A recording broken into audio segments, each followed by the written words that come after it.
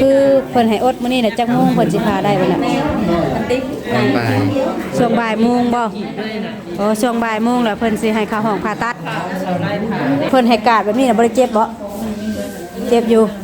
แต่เพื่อความสะดวกสบายเขามันรูดโบกดิฮะเขารูดโบกพอเข้าก็ดุดโบกเดี๋ยวเพิ่นก็เลยให้กาดแบบนี้มันก็เจ็บเหมือนแต่มันมีหินได้อยู่ทางคุณฮะมีหินไว้เพิ่นดึงไว้บ่อันนี้ได้เพิ่นว่าหยังซะกระดูกแตกบ่นี่หัวเขารูดโบกพวกเขาลูกโป่งซื่อเอาถือว่าบ่ได้ผ่าตัดซะนี่ใส่กระทัดดึงโอเคบ่อนคานะฮักแต่หัวเข่าเราดุดโบกแม่นบ่แม่นหักแต่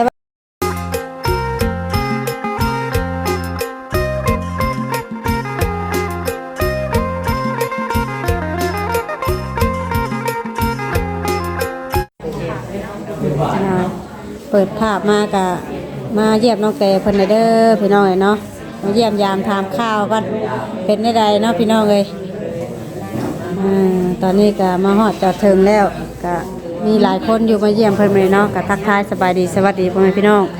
FC เบิร์ดจุกุทุกคนเด้อพี่น้องเนาะเป็นทั้งภายในและก็ต่างประเทศเนาะก็ยินดีต้อนรับเข้าสู่ช่องสาวไร่บ้านเฮาคือเก่าพี่น้องเลย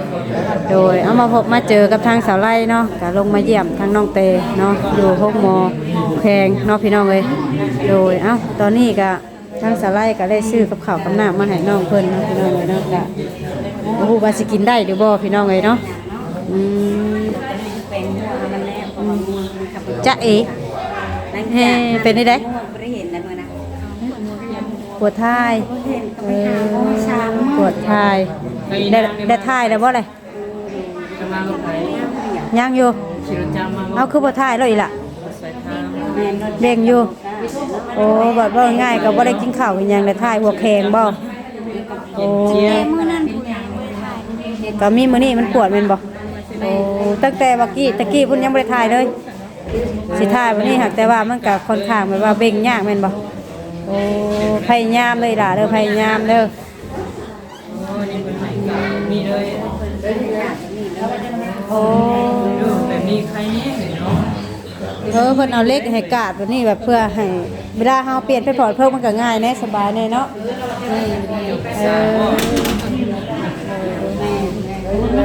ยังได้เพิ่นอันนั้นได้สบละเพิ่นให้ผ่าตัดมื้อได้ซะนะมื้อนี้บ่ก็ถือว่ายังบ่ได้กินข้าวกินน้ำตินี่เนาะโอ้บ่เป็นนี่ได้ทางนี้บ่ได้ยินเสียงคนใดเด้อสบายดีบักล่ะโดยมาที่ไสมาซื้อถุงยางโอ้กินข้าวกินน้ำได้บ่นี่กินข้าวกินน้ำแล้วกินแล้วกินถุงยางเจ้าละกินแล้วแต่ทางน้องเตนี่ต้องอดแม่นบ่ล่ะเพราะว่าคนจะได้พาเด้ดิซื้อข้าวแล้วก็มีข้าวมาให้เด้อเอาโอ้โหมีอย่างแน่ได้กินได้กะจะคมซื้อจักเจ้าสิกินยังบ่โอ้สบายดีเด้อทางนี้เด้อสบายดีโดย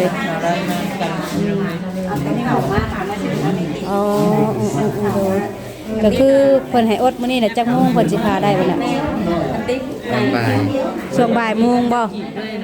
ช่วงบ่ายโมงแล้วเพิ่นสิให้เข้าห้องผ่าตัดอย่างดิวมาอย่างเดียวง่วงนอนแล้วแต่ลงมาพี่ได้ทายนะคือบอกอดีตนะได้ปวดไม่มันปวดใช้เฉพาะไปใช้สาระเตียงมันนั่นว่าเตียงตัวนอนพ่อเพิ่นกำลังออกเช้านี้เราหากับไปเมื่อเช้านี้เราบอกอยู่ในสายนี้แค่ทางกันแล้วเราบ่อยได้ทางกับด้วยเตียงข้างๆนะเพิ่นหากับเมื่อวันที่นี่นะเป็นรายการที่แบบว่ามาอยู่พี่ก็คือสะดวกสบายขึ้นอยู่บ่ตะกี้น่ะคือญาติแม่นบ่บัดพอมาฮอดแล้วแตกต่างกันเลยบ่โอ้เอาไปให้ไปใช้ให้ผัวไปใช้บัดนี้ผัวไปบัดนี้แต่เก่าคือว่าห่างกันบ่ได้มื้อนี้มันให้ผัวดีแล้วบัดนี้แล้วถ่ายบ่เห็นหน้าผัวแล้วถ่ายบ่เพราะว่าเห็นหน้าผัวถ่ายบ่ออกถ่ายสบายมานั่งอยู่ที่ฉันผัวกันอย่าไปใกล้เพิ่นถ่ายบ่ออกโอ้ บ่ได้ก็คือว่าแหละน้องเพิ่นน่ะแบบว่ากินข้าวบ่เต็มที่เนาะอาจสิแบบทายก็ทายยากแน่แม่นบ่ เป็นอะไรหลานยังคอยใจอยู่เนาะ สบายแล้วแม่นบ่ ก็ต้องให้คิดไปเดินทางไทยกับบริษัทบริษัทมหาเจ้าผู้เก่าไกลสมัยกับมหาผู้เก่าม ะนาวติ ก็ยังเป็นอยู่ไม่ยาก มากนะทีนี้ สู้ให้ผู้เป็นค่ะ เพราะเวลากลางคืนน่ะเพิ่นให้มานอนเผาอยู่บ่น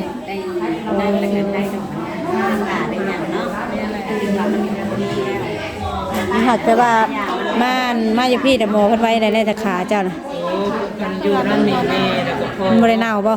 ถือว่ายังกะว่าดำเนินได้อยู่เนาะ ก็อยู่นอกบ้านอยู่หันแต่ว่าเรากับผู้คอยได้ทำงานอยู่นอก บ่ต้องเว้าหลายคือว่าแหละเนาะมันแม่ที่อย่างมันบ่คือแม่แท้ๆแล้วเนาะล่ะเนาะก็บ่เป็นหยัง น้องลายยังหน่อย ก็ยังดีได้เพิ่นยังมาหา เราอาจจะเป็นคนแบบนั้นตายนะ แบบเพิ่นให้การแบบนี้น่ะบ่ได้เจ็บบ่เจ็บอยู่หากแต่เพื่อความสะดวกสบาย เขามันลูกโดดดิ ฮะ เขาลูกโดด พวกเข้าก็รุดโบกโอ้เดี๋ยวเพิ่นก็เลยให้การแบบนี้มันก็เจ็บเหมือนแต่ มี มัน หินได้อยู่ทางคุณนะ ฮะ เน่งหีไม่ว่า มีหินไว้ ปีน โอ้เพิ่นดึงไว้บ่อ๋อ อันนี้เลยเพิ่นว่ายังซะกระดูกแตกบ่ นี่มันหัวเขาลูกโดดพวกเขาลูกโป่งซื่อเนาะถือว่าบ่ได้ผ่าตัดซะ เน่งใส่กระพัดดึงแกง โอ้ย บ่อนคานะฮักแต่หัวเข่าเรารุดโบกแม่นบ่เออแม่นหากแต่ว่าคำเพิ่นดึงไว้ว่าซั่นน่ะเพื่ออยากให้หัวเข่ามันนี่เข้าโบกก็แม่นแต่บัดนี้ขาเฮาน่ะมันฮักน่ะคือเพิ่นสิพาขาหัวเข่าน่ะดึงให้เข้าโบกแล้วพอโอ้หากแต่ตอนนี้รู้สึกเจ็บอยู่แม่นบ่ เจ็บค่ะเจ็บตอนขอนแจงมันเย็นเต็มนะ โอ้เดี๋ยวนี้ได้ซะ เย็นกับเจ็บ มื้อนี้บ่ได้เจ็บปานใดเป็นบ่โอ้ การเจ็บแบบเติมเลยนะเจ็บอยู่แล้วนะ ได้นอนหลับอยู่บ่ กระลับกับเขานอนกับประมาณ9 โมงตอนแรกแล้วอยากเจ็บเอง โอ้ 10 โมง 4 โมงแล้วเขาก็ตื่นมันเจ็บ เดี๋ยวเพิ่นก็มาเยี่ยมมายามเรื่อยอยู่แม่นบ่ทั้งแพทย์ทั้งหมอเพิ่นโอ้เพิ่นสิเช็คถามอาการตลอดแม่นบ่ แม่ตลอด ถ้าว่าเจ็บแต่เพิ่นเฮ็ดได้เพิ่นซักยาคือเก่าบ่หรือว่าใด ไม่คือเฮ็ดเป็นอย่างนั้นเลย ๆอดเอาโอ้เพราะว่าซักยาใส่เพิ่นญาติมันบวมบ่ ส่วนนี้เนาะ โอ้ อย่าว่าเด้อไม่คือเราเลยเนาะทำมันเป็นแบบนี้แหละนะ เป็นนี่ได้ตอนนี้ถ่ายออกแล้วบ่ออกเลยชุดเลยยังถ่ายรถล่ะถ่ายรถเอาตามสบายมันก็ยังยุ่งยากแน่เนาะเพราะว่ามันก็ ข้าวมาไปเนี่ยยังเน้นหน้าบัวแล้วค่ะกิน โอ้เอาไปเรื่องธรรมดาพี่น้องเอ้ย ไปเห็นช่วยแบบวายเนาะ ตกลงนี่อายผัวหรือว่าอายเอ้ยฮะอายผัวแล้ว เท่าไหร่บ่อายแล้วผัวเนาะ บัดผัวอยู่บัดท้ายบ่ออกบัดเอ้ยอยู่บัดท้ายออก ชุดแล้วก็ ยังท้ายแล้วล่ะตามสบายเอาแบบสบายแล้วล่ะบ่ต้องนั่นดอกและน้ำในเพิ่นก็ทั้งผัวเซ็ตให้อยู่บ่เออ มื้อเช้านี่เพิ่นว่าสิเสร็จให้แต่มันหนาวอะประมาณ9 ชั่วโมงจังเสร็จ โอ้ก็ช่วยๆก่อนก็ได้มันหนาว ก็ได้เนาะเสร็จแล้วเสร็จแล้วพอมันซึ้ง เพิ่นให้อดเนาะ บ่ ให้อดน้ำอดข้าวเพราะว่าทั้งน้องเพิ่นสิเตรียมเข้าห้องผ่าตัดช่วงบ่ายแม่นบ่โอ้เป็นได้ความรู้สึกย่านบ่หรือว่าได้ย่านอยู่บ่บ่ได้ย่านเนาะสู้ๆเนาะ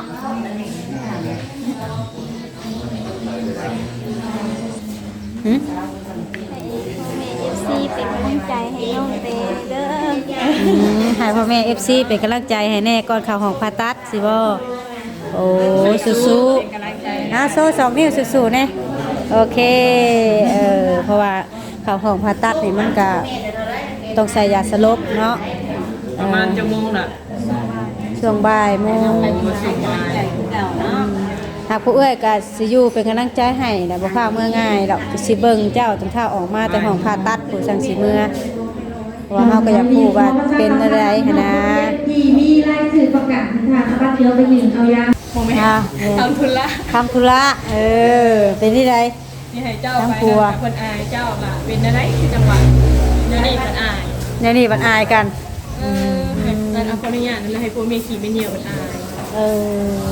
เพิ่นบ่ได้ให้เจ้าอันไว้จักเทื่อบ่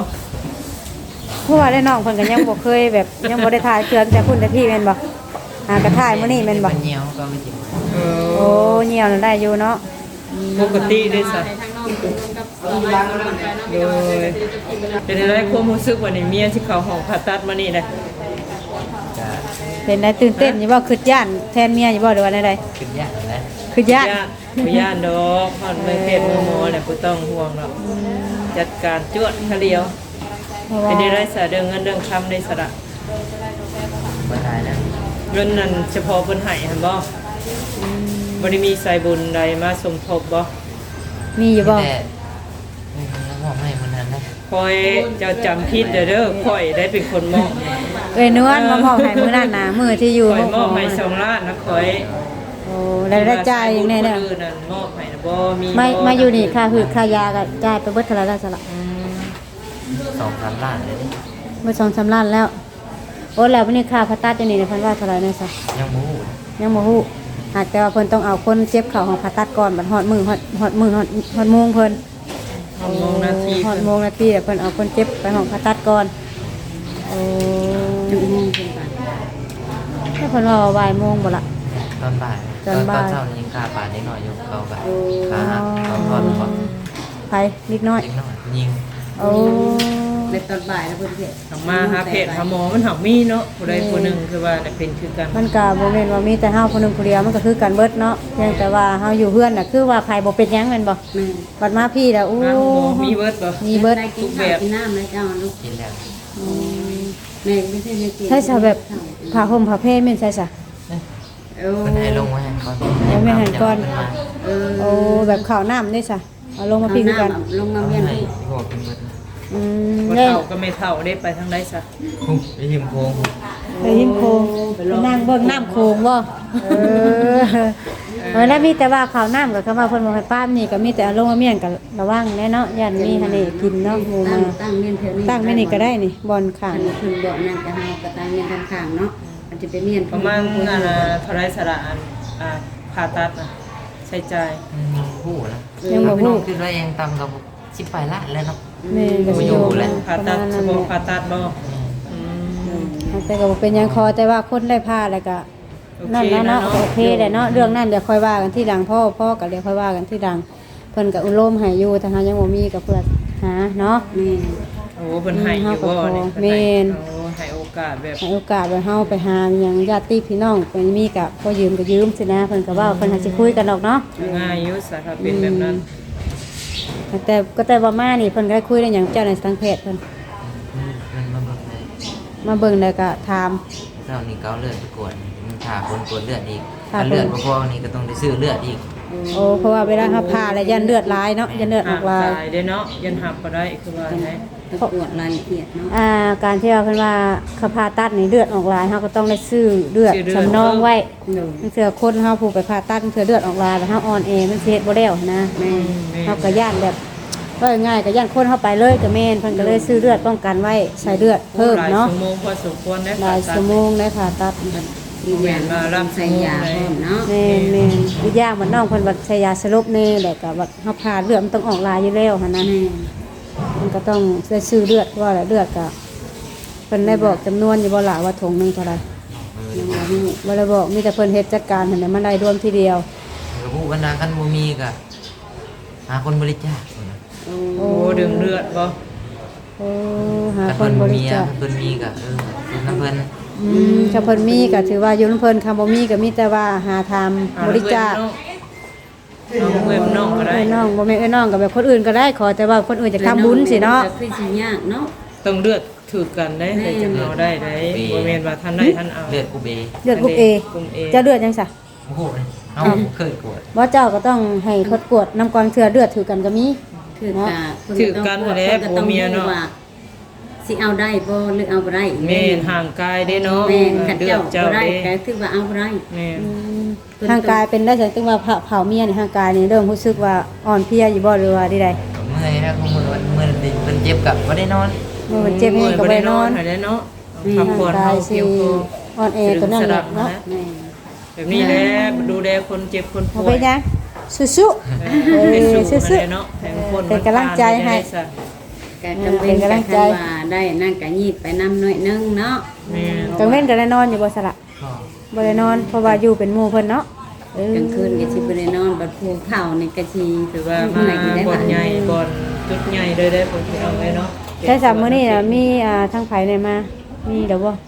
มีแต่ซ้ำนี่แหละ โอ้ มีแต่ เขา ซ้ำนี่นะ เป็นได้เมื่อวานนี่ก็มาอยู่บ่เมื่อวานเขาว่ายามเขามาบ่ มีแต่บ่ยาวกับบ่นิ้วหมู่อะ โอ้ สองคน มื้อนี้เพิ่นก็สิมาอี โอ้ กดอก เพิ่นก็สิมา ก็มาเยี่ยมมายามทำข้าว แม่นเพิ่นก็สิมาอีกคือเก่าแหละเพราะว่า ได้ มา ไป นี่ ซอยเผยแพร่เนาะ ใช่มันนี่สาดแล้วเพิ่นซื้อมาให้บ่ แม่ โอ้ก็เลย บ่ยาวซื้อให้เขา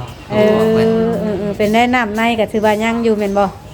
ได้ยังทำนั้น นี่น้ำในก็ใกล้อยู่เนาะ ให้ดอกน้ำเบิดก็เฮาซื้อเป็นแพ็คใหญ่โลดมันสบายเนาะเอาขวดน้อยน่ะมันสิบ่พอกิน ก็ เนาะ บ่สิแม่ก็คันสิมานอนนำมันก็ยากนั่นนี่ดอกก็พอ คือว่า ได้ เวนางกับมาได้ก็กลับบ่ แม่นก็พอได้แต่มาเยี่ยมเพราะว่าเฮากับป้าลูกก็เนาะลูกก็เพิ่นก็บ่กล้าอยู่เพราะว่าผู้หญิงนี่จ้ะ ญาติเนาะ แม่ มาเยี่ยมบ่มานอนน้องก็มาเยี่ยมก็เป็นกำลังใจแล้วเนาะล่ะเนาะใครกลัวสิบ่มาใกล้จักดีหันนะซ้ำนี่ก็ถือว่าดีแล้วสำหรับน้องเพิ่น คนเพลงกันแล้วเนาะ อย่างเฮากับ ว่าบ่ทิม โมเม กัน ต์คนเฮาก็อยู่นอกเด้เฮาก็มาเยี่ยมนี่น้องเพิ่นก็ภูมิใจแหละเนาะเห็นโทรเมื่อหยอกกันคักๆคือสิดีขึ้นแล้วเฮาก็เว้าใจบัดนี้นะถามน้องเพิ่นก็ว่าบ่ได้เจ็บ เพ ปา ราะ นใด ว่าหน้า เนาะ ตาน้องเตสดใสแล้ว แม่ กลัวอยู่อันหมอนั่น เนาะ ไอ้ ไทยแล้วมาพี่ แม่ อยู่ โยกย้าย คือ มา ว่า แต่ มีแต่ให้กับให้ แต่ไหนก็ โอ้ เจ็บปวดต แล้ ลอ ล่ะ ด พักผ่อน โดยเนาะก็สามีแต่ว่าเขาเบิ่งเมียอยู่แล้วล่ะบ่เรียกเมียเจ้าเอาไปพอเก็บแต่ก็เก็บได้ไป เจ็บส่วนตัวเราได้กินนี้นะ แม่เพราะว่าอยากให้อยากช่วยเพิ่นอยู่เพิ่นว่าเฮ็ดไรอยู่เพราะว่าเพิ่นเงื่อนขาข้างเก็บขึ้นแล้วเนาะเพิ่นมีอันห้องเด้แม่นบ่ สามารถแบบ แบบสามารถช่วยเหลือตัวเองได้บัดนี้ แม่น เพราะว่ามีอันดึงขาตัวนั้นสู้ขาตัวที่เบื้องมันหักนั่นแล้วเนาะ เป็นได้ผัวเมียคือบ่อาย ครับเอาไปจัด บ่ต้ กา อง ร อายกันเนาะ นะคุยกับผัวแล้วก็นี่ถือว่าเราก็เมื่อยแล้วอะร่างกายเรากับคือเบ้าเลยเนาะคนนอนบ่เต็มที่เนาะเป็นไง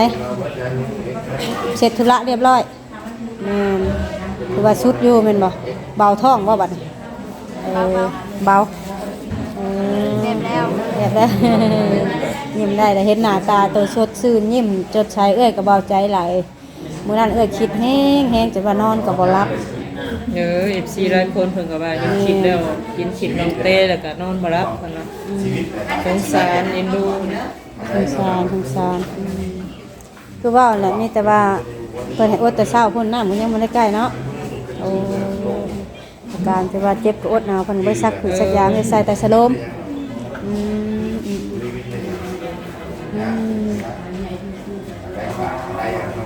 ว่าแหละ เรียบร้อย ต้องห่วงใครดอกครัวก็เป็นห่วงเป็นใยมีกำลังใจอยู่น่ะมี FC หลายคนย่องกลัวจะได้ว่าผู้ลังคนนี่เขาฮอดบ่ใกล้ได้ป่ะมีแต่ญาติได้เนาะ เอากันเนาะ แม่ครับ ยังมี เอา ค กั วาน มผูกพันแบบว่าดีงามดีซำนี้ได้ล่ะ ฮะ เราว่าขอพาเจ้าจะเจ็บขอพาเจ้าไปเป็นพระเจ้าเศร้าแล้วเจ้าจะป้าคนกับป้าเหมือนว่าได้ว่าเลยกับโคย เพิ่นคิดเองเพิ่นบ่เพิ่นคิดว่าเพิ่นนั่นถ้าเจ้าไปเจ็บไปปวดในบัดเจ้าดีจะเศร้าเจ้าสิปะข่อยกับปะเอาคือว่าจังสั่นละเฮ้ย หลายข่อยบ่ว่า เออคือแนะนำเมียแบบนั้นน่ะว่าดีว่าเศร้าแล้วว่าอยู่ต่อกันน้ำกันว่าสิไปให้ปะกันบ่ซะบ่แล้วว่าเนาะพี่น้องเอ้ย แล้วว่าท่ากับเมียแล้วลองใจ เป็นหยังพี่น้องเอ้ยเนาะเว้าหยอกเว้าหัวเนาะให้กำลังใจ